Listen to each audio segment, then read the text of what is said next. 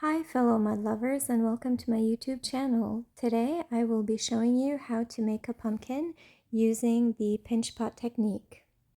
I listed the materials that I'm using in the description.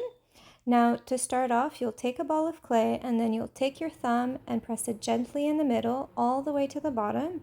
I leave about ½ inch to ¼ inch on the bottom, and then you'll slowly start pinching the sides around and around. And you just don't need to pinch a lot in one shot. You just go you do a little bit at a time, and you go around and around and then slowly moving up at the same time. So you can start closing your form into the shape of a ball.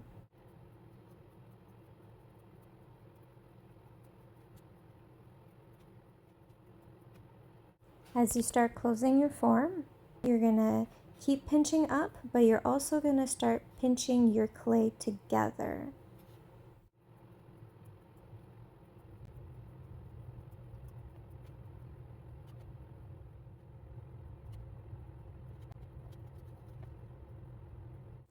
To close in the hole, you're going to keep doing the same technique where you're pulling the clay up and pinching it together, trying to close the hole as much as you can.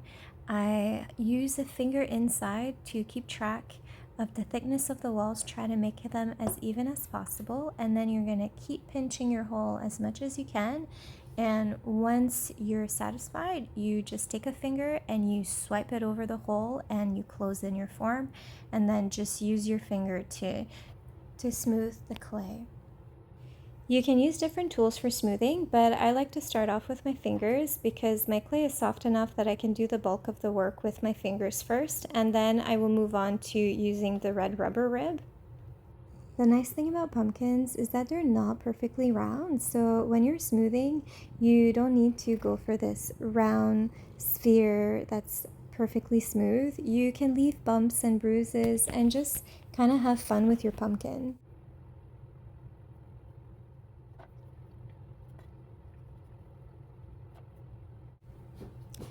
So I'm going to use a ruler to trace the lines on my pumpkin, but you can actually use just about anything for that. Apologies for going a little bit off camera here. So once I have all my lines traced with my ruler, I'm going to take a ball stylus tool, and I'm going to retrace those lines with it and emboss the line deeper into the pumpkin.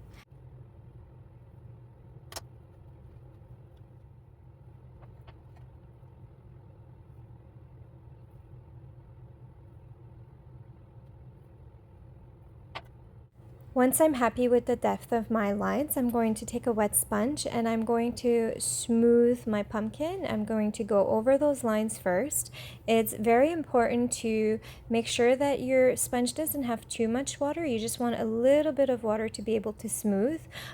Too much water into your sponge will add too much water to your clay.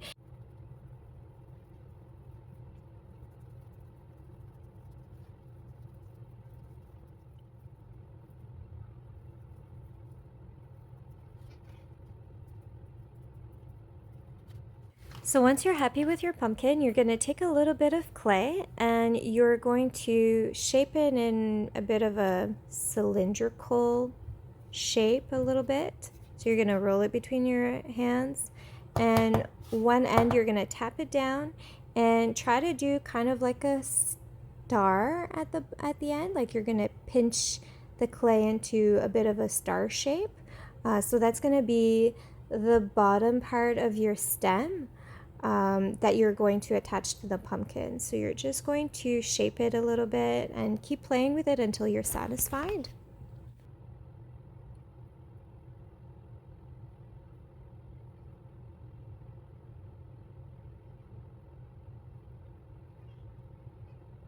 So now that your bottom is done, you're going to put it on your pumpkin. You're going to take any type of tool. I usually use my needle tool to trace around the stem, to be able to have an outline of where my stem is going to be, so that I can score that area to attach the stem to it.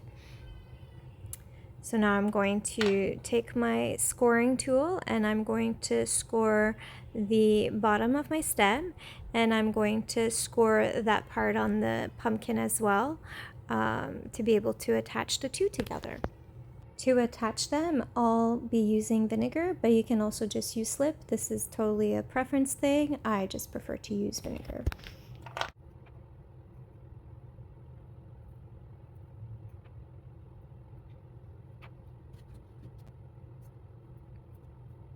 So once you put your stem onto your pumpkin, you're gonna press down, and then you're gonna take any type of tool. I have this like wooden carving trimming type of tool that I like to use for this. So I'm just going to press on the sides of my stem and into the clay to make sure that I'm joining the pieces together properly.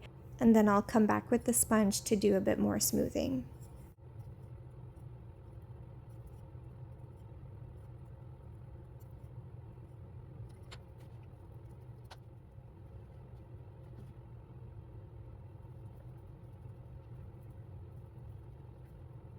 Once the stem is securely attached to the pumpkin, I'm going to work on shaping the stem.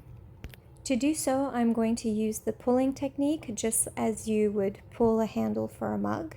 So make sure that your hand and your fingers are thoroughly wet, and you're just going to start pulling on your clay. Now keep pulling your clay until you reach the desired length for your stem, and just cut off any excess clay that you'll end up with.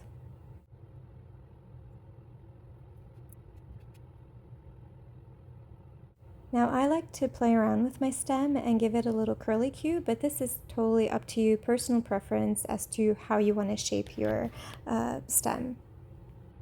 Now the last step is to poke a hole at the bottom of your pumpkin. I like to use my needle tool. This allows the air to escape when you're going through the bisque fire and the glaze firing, and voila, you now have a pumpkin and it's ready to be dried. If you want to see more, please subscribe to my channel, and see you later. Bye!